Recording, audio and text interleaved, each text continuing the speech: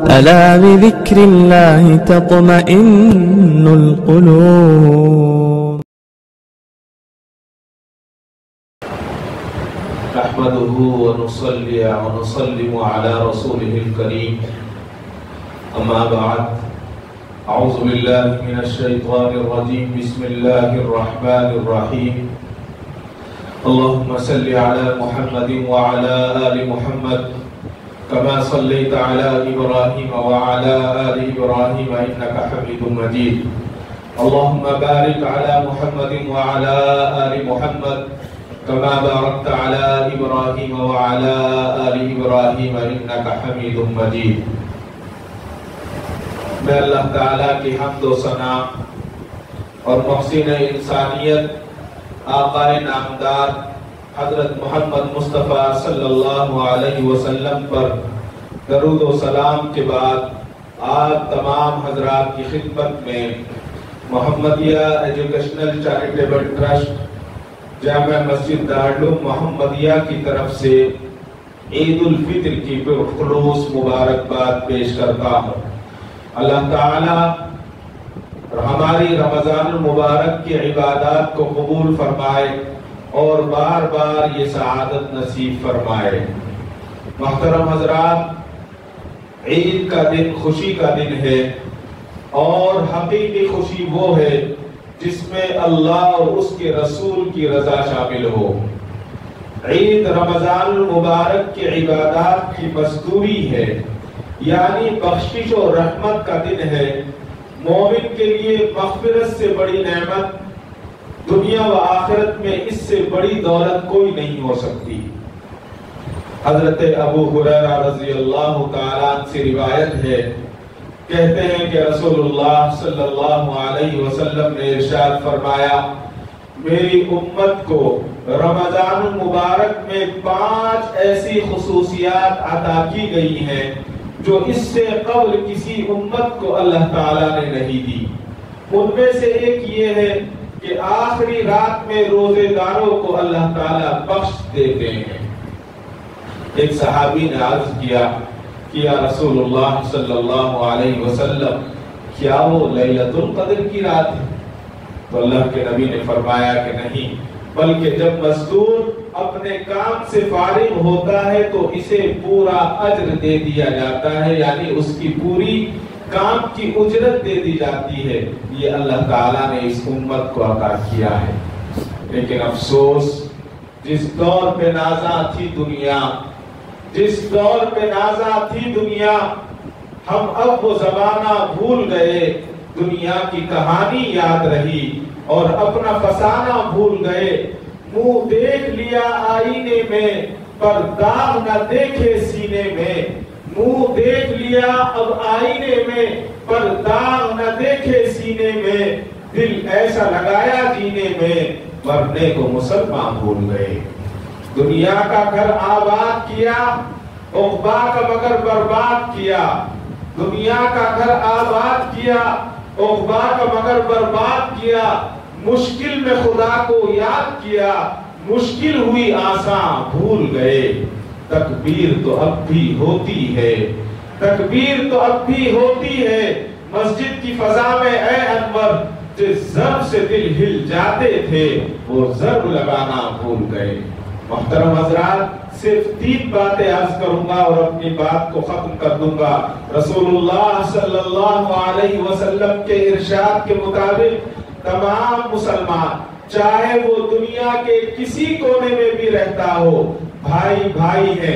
جب کسی ایک بھائی کو راحت ملتی ہے، آرام میسر ہوتا ہے تو دوسرا بھائی اس کی خوشی محسوس کرتا ہے. لیکن جب کسی ایک بھائی کو تکلیف پہنچتی ہے تو دوسرے بھائی کو رنج ہوتا ہے اور وہ تڑپ اٹھتا ہے. 1 صدی سے فلسطینی بھائیوں کو چکی کے پاٹوں میں پیسا جا رہا ہے، لیکن گزشتہ 4 مہینوں میں تنو بارود ان پر برسایا جا چکا ہے. دوا، غذا اور پانی کی ایک ایک بوند کو وہ ترس رہے ہیں. اس کے باوجود وہ فرض جو تمام ملت اسلامیہ کا تھا، وہ ذمہ داری جو تمام عالم کی ہے، انہوں نے اپنے سر پر لی، اپنی جان دی، اپنا مال دیا، اپنا گھر قربان کر کے مسجد اقصیٰ کی آزادی کے لیے انہوں نے آزادی کے لیے علم کو بلند کر رکھا ہے۔ حضرات، یہ یہودی، یہ ملعون، یہ ہمیشہ سے گستاخ رسول رہے ہیں، انہوں نے ہمیشہ سے مسلمانوں کو تکلیف دی ہے۔ مدینہ منورہ کی ایک بہت بڑی بستی تھی یہودیوں کی، اور یہودیوں کی بستی میں ایک دن ان کا بہت بڑا اجلاس تھا، جس میں ان کا ایک بہت بڑا عالم جس کا نام فنحاس تھا وہ آیا ہوا تھا۔ حضرت ابوبکر صدیق رضی اللہ تعالیٰ فنحاس کے پاس جاتے ہیں اور اس سے کہتے ہیں کہ تو اسلام قبول کر لے، تو جانتا ہے کہ محمد عربی صلی اللہ علیہ وسلم سچے نبی ہیں۔ تو اس نے کیا جواب دیا؟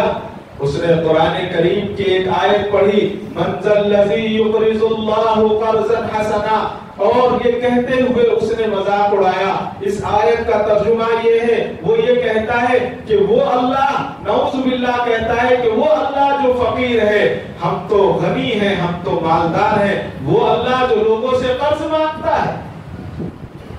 حضرت ابوبکر صدیق رضی اللہ تعالیٰ نے جب اللہ کی شان میں یہ گستاخی دیکھی تو ابوبکر صدیق ایسی شخصیت تھی کہ کبھی زور سے بولتے نہیں تھے، کبھی تیز چلتے نہیں تھے۔ حضرت ابوبکر صدیق کو غصہ نہیں آتا تھا، صدیق تھے، صداقت کے پیکر تھے۔ فنحاس کے حضرت ابوبکر صدیق نے تماچا کر دیا، اتنی زور سے تماچا مارا کہ سارے کے سارے دیکھتے رہ گئے۔ کئی تماچے لگائے اور تماچے لگانے کے بعد حضرت ابوبکر صدیق وہاں سے آ گئے۔ فنحاس دربار رسالت مآب صلی اللہ علیہ وسلم میں حاضر ہوا اور آ کر اس نے کہا کہ یا رسول اللہ صلی اللہ علیہ وسلم، آپ کے ساتھی نے مجھے مارا ہے اور میری یہ حالت بنا دی ہے، دیکھو میرے ساتھ کیا کیا ہے۔ وہ دربار صداقت کا دربار تھا، آج کی عدالتیں نہیں تھی، وہ دربار سچائی کا دربار تھا، انصاف کا دربار تھا۔ اللہ کے نبی نے حضرت ابوبکر صدیق رضی اللہ تعالیٰ کو بلوایا اور دریافت فرمایا، کیا ابوبکر یہ کہہ رہا ہے فنحاس یہ صحیح ہے؟ کیا تم نے اس کو مارا ہے؟ حضرت ابوبکر صدیق فرماتے ہیں، اے اللہ کے نبی، اس نے اللہ کی شان میں اتنا بھاری جملہ کہا ہے کہ بس میں نے اس کو صرف مارا ہے، اگر ان کے اور ہمارے درمیان معاہدہ نہ ہوتا تو میں اس کی گردن اڑا دیتا۔ یہ ابوبکر صدیق کے جملے تھے۔ فنحاس نے کہا کہ میں نے تو کچھ نہیں کیا، مجھے تو ویسے ہی مارا ہے، جھوٹ بولنے لگا۔ سارے کے سارے یہودی جو فنحاس کے ساتھ آئے تھے انہوں نے کہا کہ ہاں ہمارا عالم صحیح کہتا ہے، ابوبکر صدیق رضی اللہ تعالیٰ جھوٹ بول رہے ہیں۔ اب دربار رسالت مآب صلی اللہ علیہ وسلم میں تو انصاف ہونا تھا۔ کہا کہ ابوبکر جاؤ کسی گواہ کو لے کر آؤ، کسی گواہ کو لے کر آؤ، یہاں دوستی نہیں چلے گی، یہاں رشتہ داری نہیں چلے گی، یہاں ایمان کا رشتہ بھی آج کام نہیں آئے گا، آج جو کام آئے گی وہ گواہی کام آئے گی۔ جاؤ تم ایسے آدمی کو لے کر آؤ جس نے یہ دیکھا ہو کہ فنحاس نے گستاخی کی تھی۔ حضرت ابوبکر صدیق رضی اللہ تعالیٰ خاموش، کوئی گواہ نہیں ہے، جتنے گواہ تھے یہودی سارے کے سارے جھوٹ بول رہے تھے۔ اللہ کی رحمت کو جوش آیا، اللہ نے صدیق اکبر کی عزت کو باقی رکھا، آپ کی عزت وہ صداقت کا اللہ نے عرش سے اعلان کیا، فرش سے نہیں۔ اللہ نے کہا لقد سمع اللہ قول الذین قالوا ان اللہ فقیر ونحن اغنیاء، جس کا ترجمہ ہے اللہ نے ان لوگوں کی بات سن لی جنہوں نے اللہ کو فقیر کہا ہے اور کہا ہے کہ اللہ فقیر ہے اور ہم مالدار ہیں۔ فیصلہ ہو گیا، معلوم ہوا یہ یہودی یہ نصرانی آج سے نہیں، آقا نامدار صلی اللہ علیہ وسلم کے دور سے گستاخی کرتے آ رہے ہیں۔ آج فلسطینی مسلمانوں کا، معصوموں کا خون پانی کی طرح بہ رہا ہے، پانی نایاب ہے، پھر بھی وہ استقامت کا پہاڑ بن کر کھڑے ہیں۔ وہ ہم سے صرف دو تقاضے کر رہے ہیں. ایک کہہ رہے ہیں کہ ہمارے حق میں دعا کرو کہ ہماری شہادت رنگ لائے، اور دوسرا وہ کہہ رہے ہیں کہ اللہ کے لیے ہاتھ جوڑ کر کہہ رہے ہیں کہ اسرائیل کے پروڈکٹ کو چھوڑ دو، اس کو چھوڑ دو، اور آپ سے کوئی دولت نہیں مانگ رہے ہیں، ہم سے اپنا ہمارا گھر نہیں مانگ رہے ہیں، صرف دو چیزیں مانگ رہے ہیں. جان لیں کہ جب مسلمان ان کا بائیکاٹ کرے گا تو گویا یہ بائیکاٹ ہمارا معاشی جہاد ہے. گزشتہ 3 مہینوں میں عرب ممالک نے صرف ان کا بائیکاٹ کیا، 20 لاکھ ملین ڈالر کا ان کو نقصان ہوا ہے. ابھی ایک تجزیہ نگار نے لکھا کہ ہندوستان میں 25 کروڑ مسلمان اگر عید کے دن 20 روپے کی ایک کولڈ ڈرنک پیتے ہیں تو 500 کروڑ کی بن جاتی ہے. بتائیے یہ 500 کروڑ ہم یہودیوں کے ہاتھ میں دے کر فلسطینی مسلمانوں کا خون بہانے والے ہو رہے ہیں. اللہ اکبر.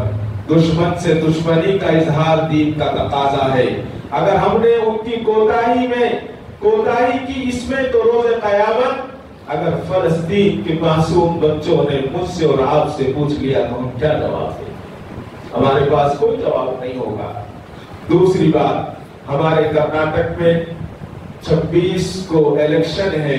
مسجد کے ممبر و محراب کسی کی ترجمانی کے لیے نہیں ہوتے ہیں، لیکن علماء کرام صحیح رہنمائی کریں تو قیامت کے دن اگر نہیں کریں گے تو ان کو جواب دینا ہوگا. یہاں صرف یہ بات آپ کو بتانی ہے کہ اپنے قیمتی ووٹ سے ملک کا پاور صحیح ہاتھوں میں دیں، اپنے ووٹ سے.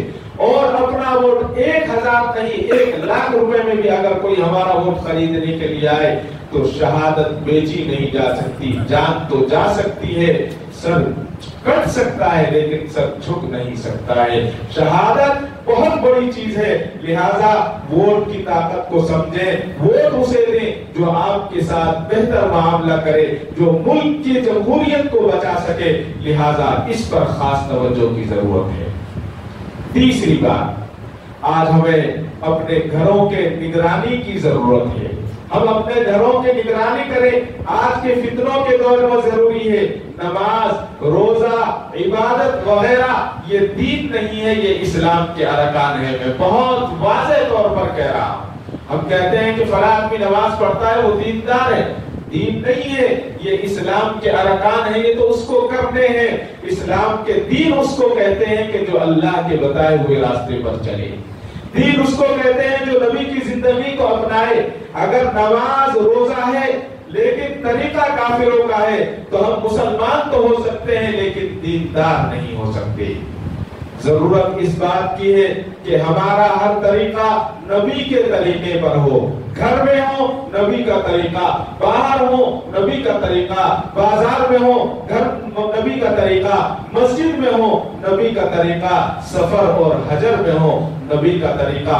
اسی وقت ہمارے گھر دجالی فتنوں سے محفوظ رہ سکتے ہیں. محترم حضرات، اب انتظار میں نہ رہیں کہ کوئی آسمانی طاقت آئے گی، آسمان سے نازل ہوگا.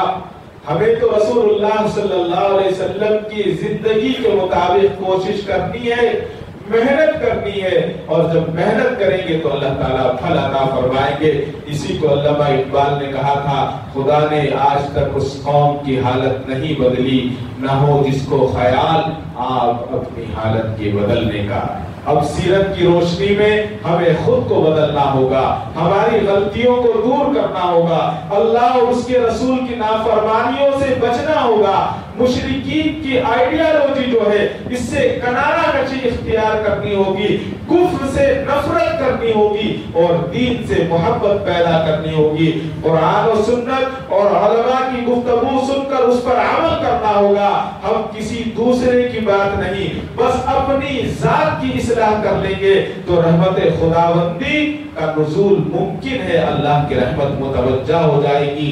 ہم سچے اور پکے دیندار بن جائیں گے تو یقیناً بیڑا پار ہو سکتا ہے. لہذا ان تمام چند باتوں پر عمل کریں، خصوصیت کے ساتھ خصوصیت کے ساتھ عید کے بعد نوجوان ہمارے فلمیں دیکھنے کے لیے جایا کرتے ہیں۔ اللہ کے لیے آپ سے بھیک مانگتا ہوں، آپ سے کہتا ہوں جو ونڈرلا جانے والے ہیں ان سے کہتا ہوں اگر وہ ونڈرلا گئے تو کل فلسطین کے بچے ان کا گریبان پکڑ کر پوچھیں گے اور کہیں گے ہمارے خون سے ہولی کھیلی جا رہی تھی۔ جو لوگ جو ہماری نوجوان فلمیں دیکھنے جاتے ہیں ان سے پوچھیں گے ہم بیت المقدس کے لیے اپنی آنتوں کو ہم نے ہوا میں اچھال کر بکھیر دیا تھا، تم فلم دیکھنے کے لیے جا رہے تھے، تم پانی میں ناچنے اور کودنے کے لیے جا رہے تھے، تم ان کفاروں کے ہاتھوں کو مضبوط کرنے کے لیے جا رہے تھے جنہوں نے ہمیں کیڑے اور مکوڑے بتایا تھا۔ تو بتاؤ کیا جواب دو گے؟ میرے اور آپ کے پاس کوئی جواب نہیں ہوگا۔